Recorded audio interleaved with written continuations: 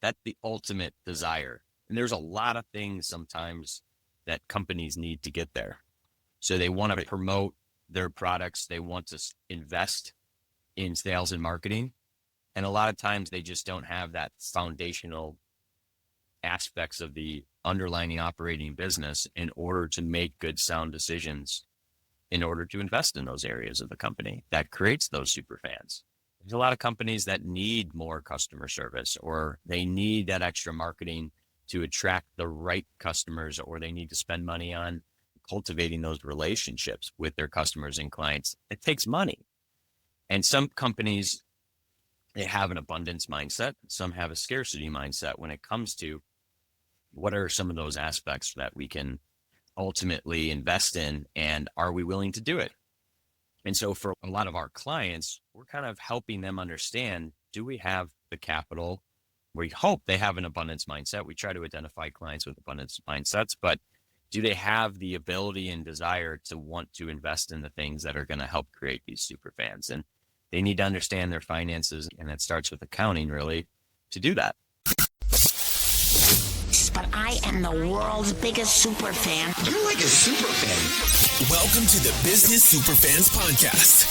We will discuss how establishing business superfans from customers, employees, and business partners can elevate your success exponentially. Learn why these advocates are a key factor to achieving excellence in the world of commerce. We discuss the invaluable insights of business owners who have successfully implemented the strategies in the book to build their own team of devoted superfans. Gain insightful knowledge from the experts who create applications that help you create passionate superfans. This is the Business Superfans Podcast with your host, Freddie D. Ready!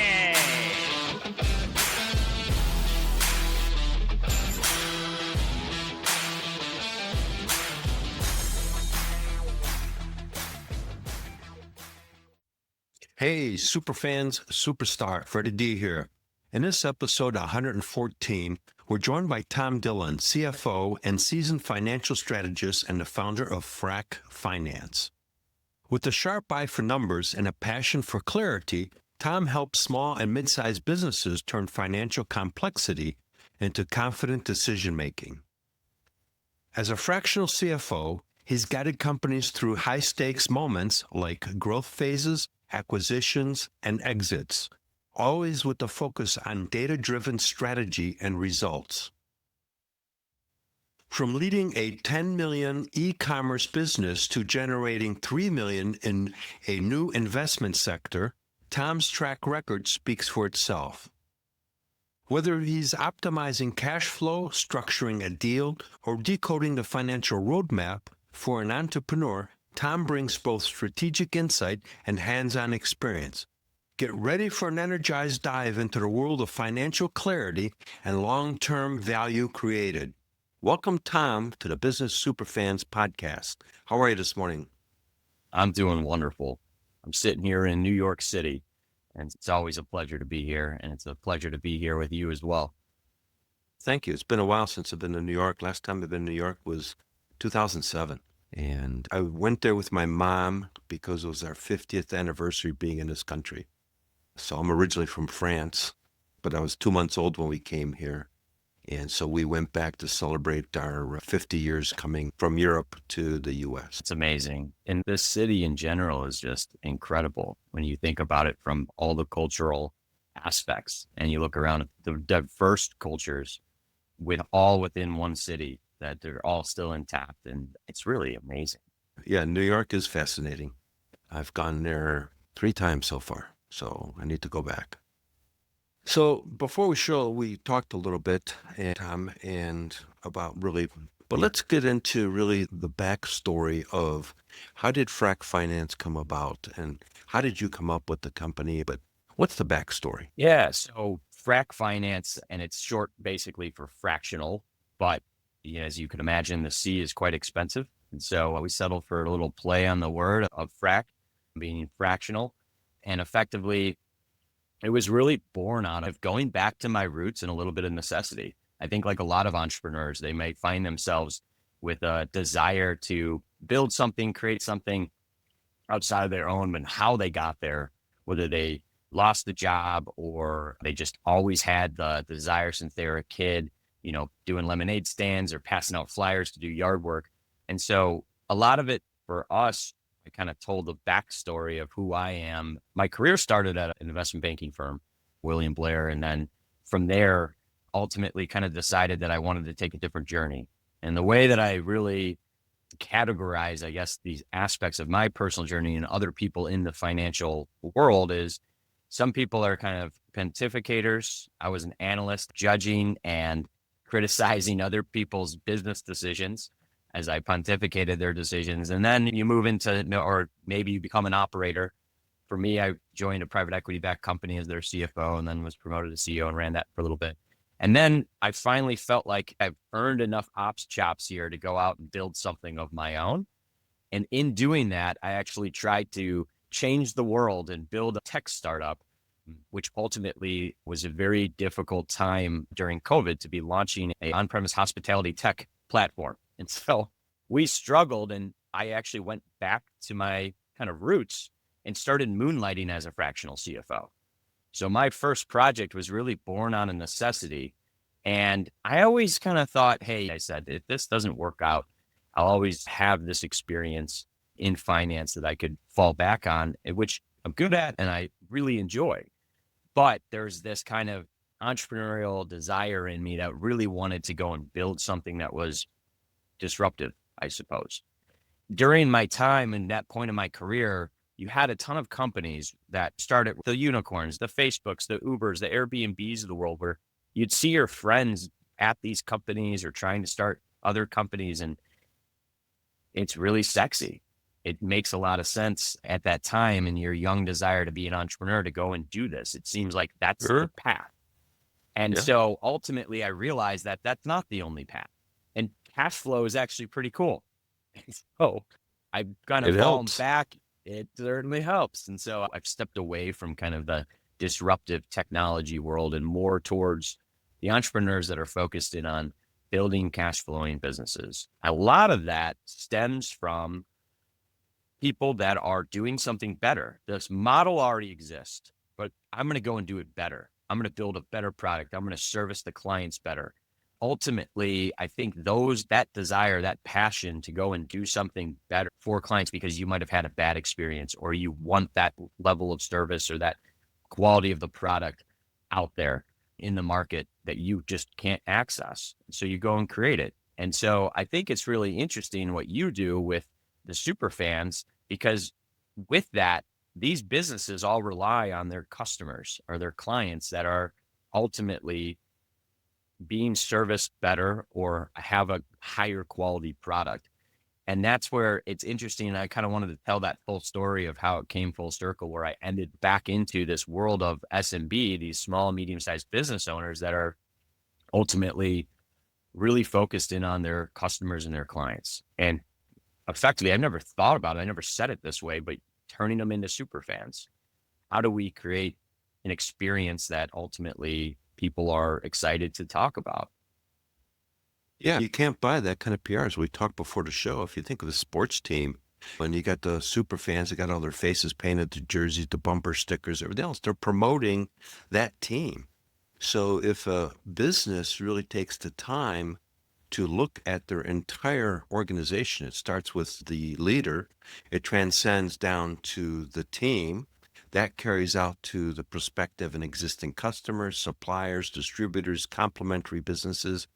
And nobody talks about businesses like yours, which is coming in to helping them with the things that they need to do in finance. When we look at that whole system and being a super fan, that company can only go one way, and that's skyrocket up because they've got an army of salespeople promoting that business. Absolutely. That's the ultimate desire. And there's a lot of things sometimes that companies need to get there.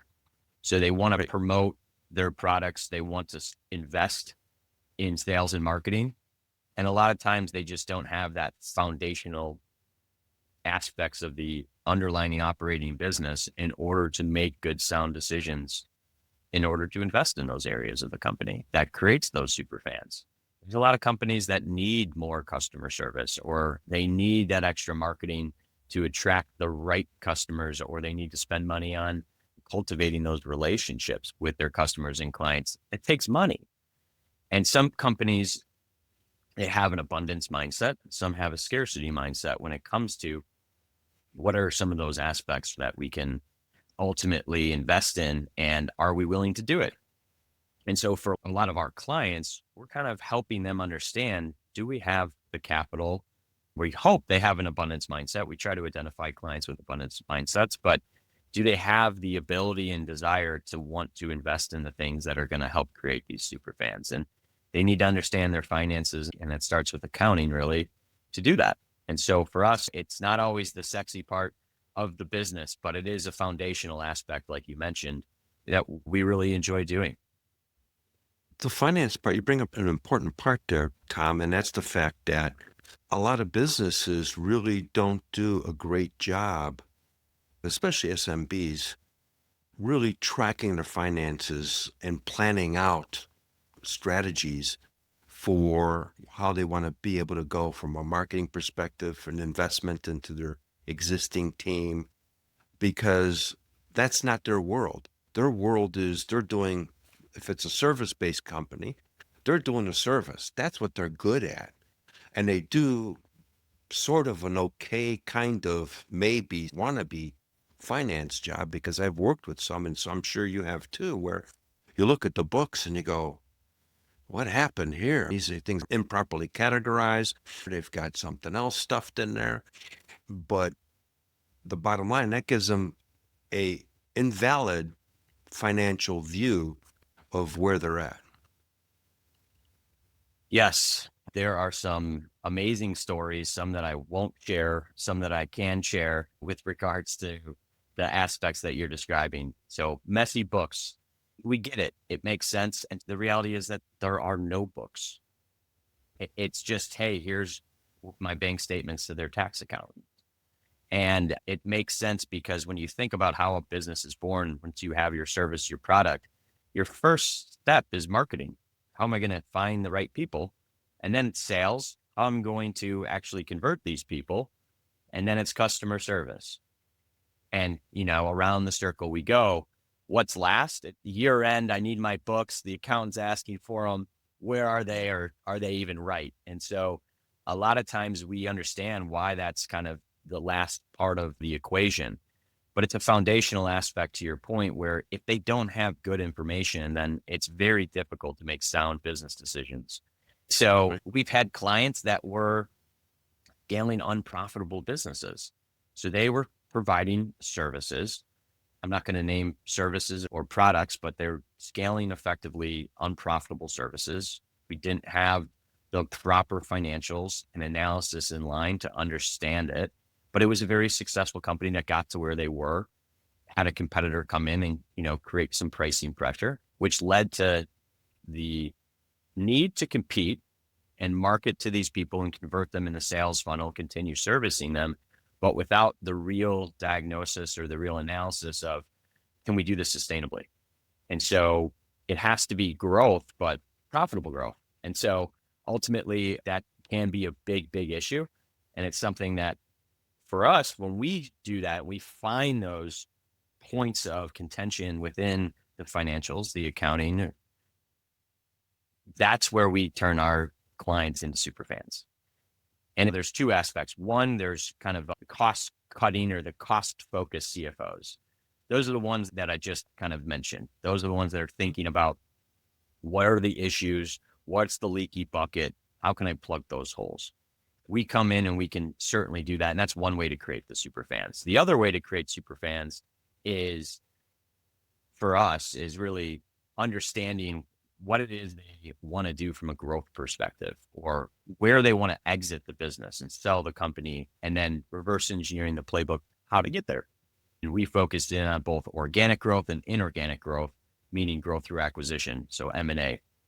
On the organic side, that playbook, it's going to require a heck of a lot of great experiences in turning their customers or their clients into superfans. And ultimately, we help them do that. We kind of look at it in terms of how much money are we going to need?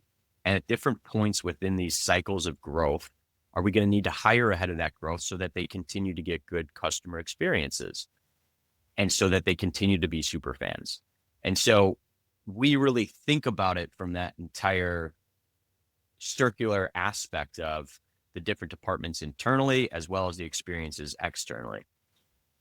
Yeah, because you're keeping the momentum going. And more importantly, you're also positioning them for an exit strategy, because a lot of business owners, start a business, but they don't think of the end game. They're just focused on the moment.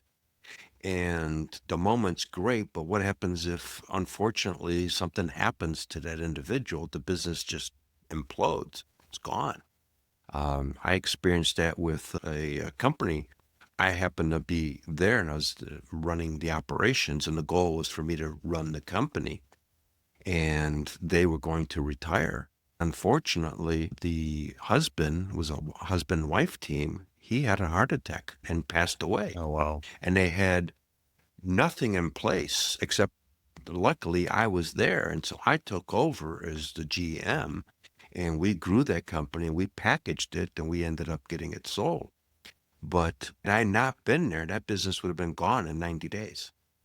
And, most people don't have the skill set to run the companies. That's why we have department heads and division leaders and people with expertise.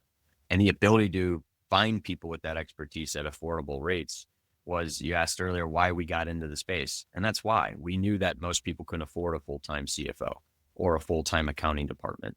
So we step in as a fractional CFO and accounting department that supplements your team so that you can keep running them. If not toughest loss and grief period during that time period for her, and then to have the business fall apart on top of that, that would have just been salt in the wound. Oh, sure. It's amazing that we were there and able to right the ship in some regard.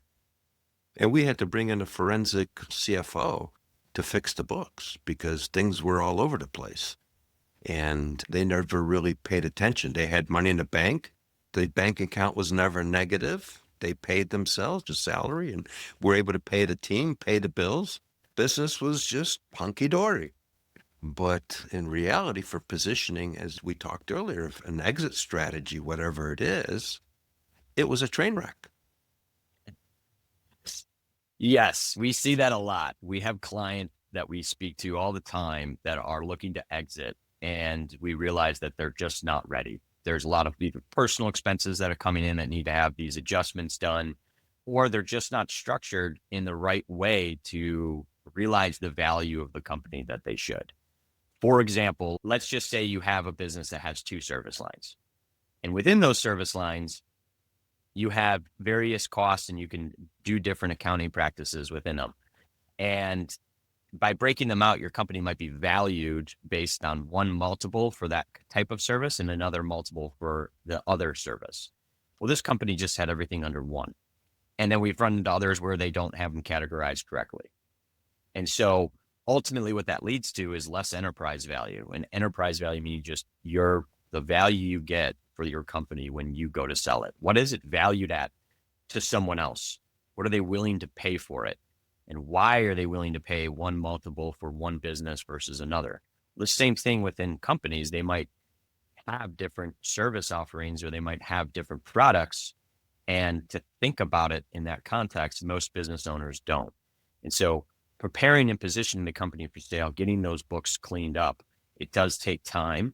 And it also, your decisions for the future, how you're allocating your capital to reinvest in the business and grow that business, you might want to know how that business is going to be valued and perceived by someone else prior to making those decisions. And so having those conversations early and often to ensure that you're on the right path, I think is very important.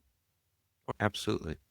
The other thing that I found with that particular company was they were invoicing in the wrong invoicing periods.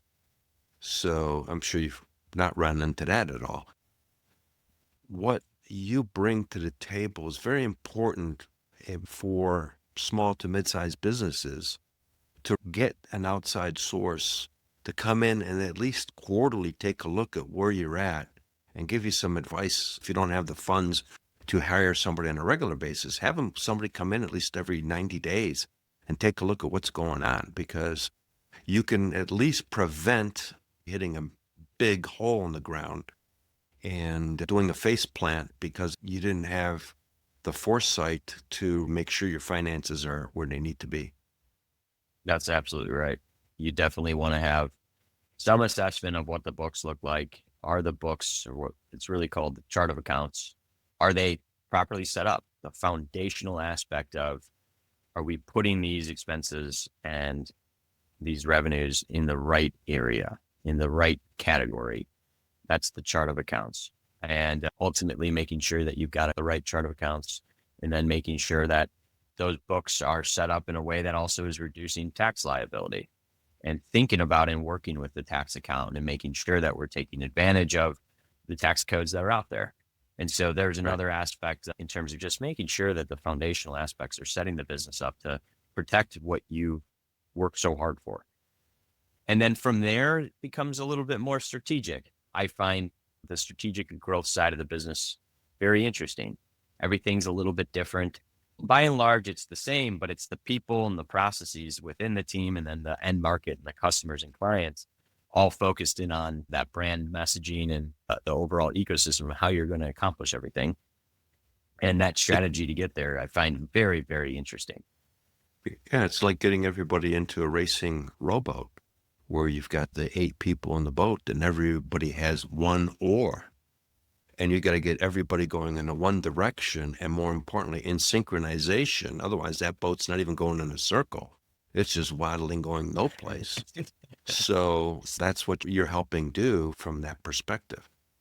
Tom, share a little story of somebody that you worked with and how you transformed that company to where they've become your biggest superfan advocates. Sure. Well, yeah, a lot of different potential clients I'm thinking of in my head right now. I think one that will be most helpful and most tactical of how did we get from A to B, and what did it look like, and why did that turn this client into a super fan who's made a recommendation. We got a recommendation, a newer client actually this morning, which is like the super fan stamp of approval that you're really looking for. I mean, that's like, that's the best. That's the best feeling. And ultimately it was exactly what you said, which is kind of, there's no script here. Exactly what you said in terms of getting everyone in rowing in the same direction. And if it's not on our website, it should be on our website. It's effectively trying to get all of those department heads or those leaders within your organization to be rowing in the right direction. And it all stems around accountability. So when we stepped in, I wouldn't go as far as saying it was a toxic culture. Just people were very sweet and nice, but by definition of a corporate book, they would say this is a toxic culture. And the reason being was people weren't owning or having the accountability of their various performance. So what we really did was just not tell people how they should be benchmarking their performance or tracking their performance, but listening and understanding of how we can help them. If I had this level of information, or if I knew I was being benchmarked against this performance, now I have a finish line to row to. Now I know what I need to do. And so for us, it's really about establishing what is the bigger company goal. And then within those departments that we've talked about that matter, what are the KPIs, the key performance indicators, which are basically like your North Star for the person on your team that they should care about? There's different granularity and levels of different KPIs you can look into, but ultimately it's around setting up those kind of performance metrics and then helping the team understand, and really, again, listening and finding out what is going to be the most beneficial to help them go in the right direction. So we're kind of like a coach or a trainer aligning the team so that everyone is accountable and understands where we're rowing to. And so that was a very wonderful success story with the client I have in mind. It wasn't that they didn't have a great product, a great service. The team just wasn't oriented around finances, and they didn't have the playbook. We'll reverse engineer that playbook and say, all right, here's how we get from A to B. They didn't have that directional aspect because there wasn't the finance component. They had the accounting. They had a wonderful internal bookkeeper, and they had a great tax accountant as well. They just were missing that financial component. but they really couldn't at the time afford a full-time CFO, someone that could come in and really guide and coach the team on how we can get everyone rowing in the right direction. There's a theme where if we kept talking for hours about breaking down every single client that we've ever helped, you would see this very similar theme, which is accountability and helping the team, not coming in and dictating what they need to track and how they should be benchmarked, but having conversations with the team in order for them to ultimately determine what's most important and then helping them build a playbook in order to achieve it and hold them accountable. And so every month we're trying to understand, where are we relative to what we said we were going to do? What did we do? And that's where the accountability, and it's not a negative or cracking the whip of saying, oh my goodness, like, I can't believe this is the performance this month. What happened? It's more, okay, great. What happened? How can we figure out? And there's a lot of different kind of levers that could be pulled or things that could be pushed in terms of how to make that individual's performance or the team's performance within that department better. And so it's more investigative around how can we improve? What's not working? What is working? When you think back to like the different movies that are out there where they use data to make decisions and recruit players or make plays based on data, we had winning and super successful outcomes. Well, that's the same thing with finance. It's using the accounting data and the performance data to help guide the decision-making with actual data. And so it's more about gathering more information and understanding why things are happening or why they're breaking down, and then putting the pieces in play to make everything function smoother, because now they're being supported. They're getting the resources they might need in order to perform. So it's really grounding everyone in the decision based around real information. Sure. And the important thing that you said there, and I want to reemphasize that, Tom, is the fact that you were empowering those people. They were buying into it, so they have ownership. And there's a big difference between a directive saying, this is what you're going to do, and so now I don't have a choice, and so I'm not in a really good mood because I've got to do this, versus you own it, you're now empowered, and now what are your ideas to help propel this in the right direction? It's a complete game changer, because that's how you get everybody into the rowboat going into the right direction, is everybody's got their own ownership to whatever their responsibilities are. They have a different perception of everything now because, wow, I'm in charge of this. And even if it's the person that's the call center person or the person that's handling the customer service, they got ownership of that. And that completely changes their mindset because that's their department. They're in charge. And when you do that, that creates, like you were talking earlier about getting the culture going into the right direction. And now everybody knows what the direction is, what the goals are, what their KPIs. They own it because they helped create the KPIs. It's another thing if they help put them together themselves because they own it. That's one of the things I learned a long time ago in a Dale Carnegie management class is you get the individual to write what their job description is. They own it. It's a whole different game. And if they own it, their whole performance is completely different. And then as a leader, your job is to get the heck out of the way and really just help them accomplish their goals. And if you help them accomplish their goals, you don't have to worry about yours. They happen automatically. That's really well said, Freddie. You know, you should do like some podcasting or something. Yeah, maybe one of these days. I'll think about it. But yeah, I mean, it's really, if you think about it, though, what you're doing with Frak Finance is really helping businesses play the long game. But I'll use a sports analogy because I like doing that. For American football, it's the Super Bowl. For European football, which is what they call it in the rest of the world, it's the World Cup. And that's really the goal. Everybody is going into that direction. That's the direction, is to win the World Cup or to win the Super Bowl. So it's the same thing. What you're doing with these companies is really helping them financially win their own Super Bowl. That's absolutely right. And a lot of people just don't even know that that's really an option, which is they Right. just don't think about it. They don't understand that there's a structure to everything in this business world. Winning a Super Bowl is going public, which arguably, maybe it's not, maybe it's just the M&A event, but in a liquidity event, the Super Bowl, man, the playoffs, the regular season, the summer camps and training to get there, it's a lot of work. And the sooner Yeah. you can start at least putting together the playbook on how you're going to achieve that and have some fundamental, foundational people in your corner to help you who have done it time and time again. We've seen a lot of wonderful people and wonderful businesses really struggle and fall on hardships because they just didn't have a few key pieces to help, right the ship. Sure. And there's the other thing too that comes into play in the SMB world is, okay, I've worked at corporate America for my 40 years or whatever, and now I'm retired. And I'm sitting home and I'm going like, all right, I can only watch so much TV. I can only do so much stuff around the house. I'm bored stiff. I'm going to start a business. And those people don't have the skill sets, and I don't mean it in a negative way, but realistically, they're going to be that person that's going to start off a business, leverage your skills that they have had over the 40 years, but they're not a finance person. They may not be a salesperson and everything else.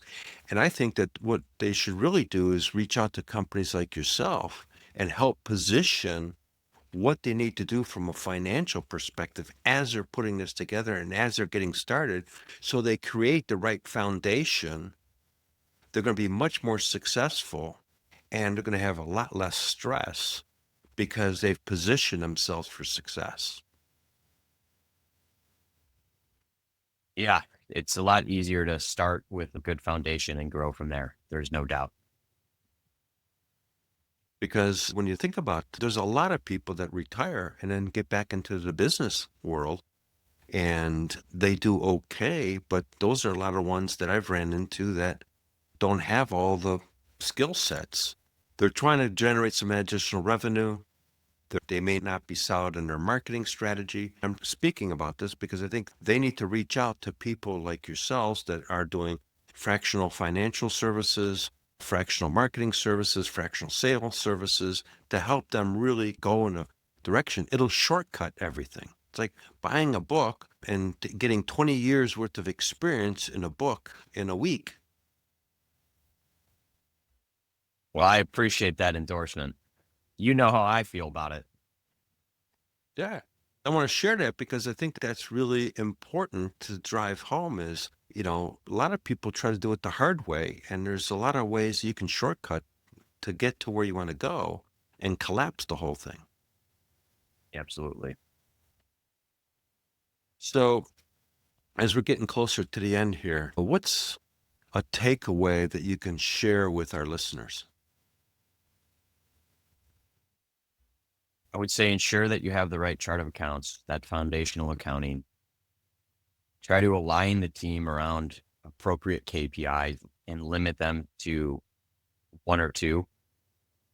Less is more, especially when you're starting.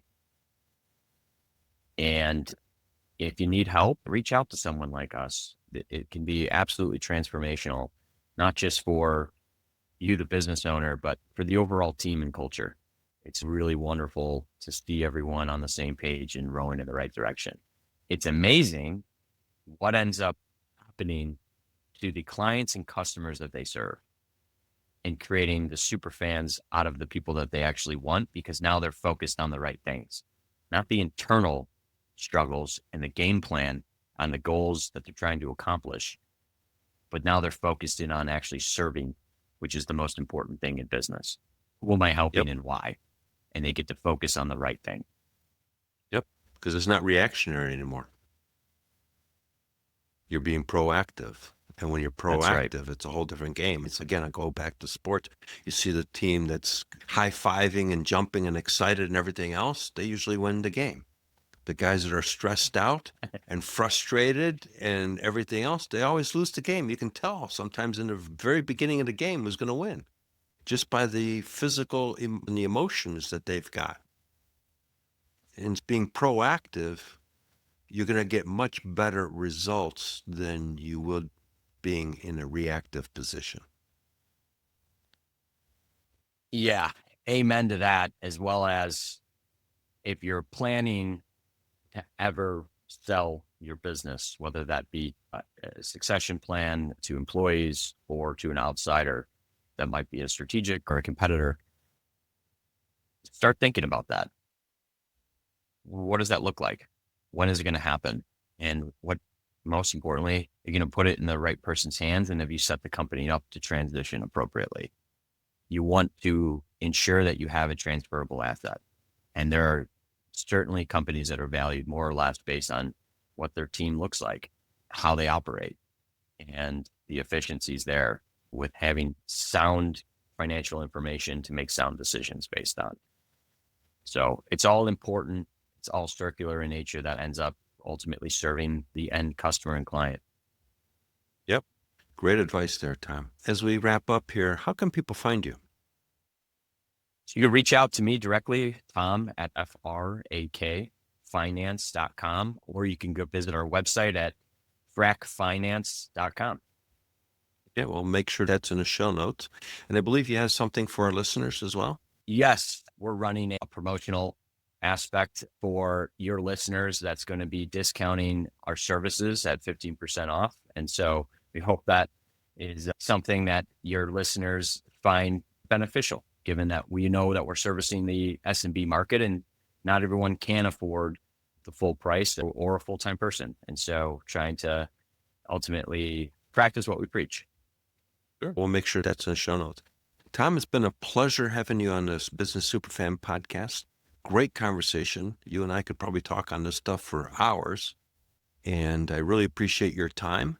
And we look forward to having you on the show down the road again. Sounds great, Freddie. It was a pleasure. Look forward to talking soon. All right. Thank you. Hey there. This is Frederick Dudek, a.k.a. Freddie D. And this is the Business Superfans podcast, the show that turns everyday stakeholders into raving, revenue-boosting advocates. Starting today, we're mapping every episode to my new Superfans framework, 9 laser-focused pillars that move your business from first spark to unstoppable momentum. So here's the acronym for Superfans. S, strategically position. U, unify stakeholders. P, promote magnetic messaging. E, elevate experiences. R, reward advocacy. F, foster authentic connections. A, activate AI and automation. N, nurture loyalty.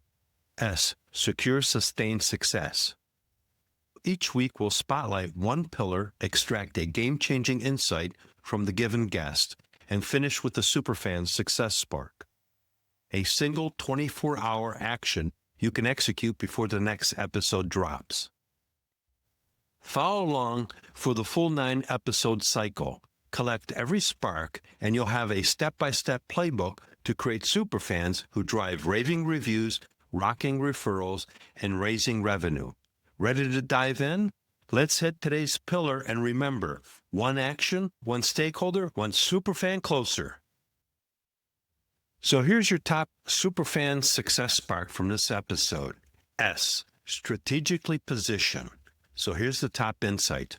Ensure that you have the right chart of accounts and align the team around appropriate KPIs. So here's your action step, 24 hours. Set a 30-minute meeting with your bookkeeper or yourself today to review the chart of accounts and agree on one primary KPI that everyone will track this quarter. We hope you took away some useful knowledge from today's episode of the Business Superfans podcast. The path to success relies on taking action. So go over to businesssuperfans.com and get your hands on the book if you haven't already. Join the Accelerator community and take that first step in generating a team of passionate supporters for your business. Join us on the next episode as we continue guiding you on your journey to achieve flourishing success in business.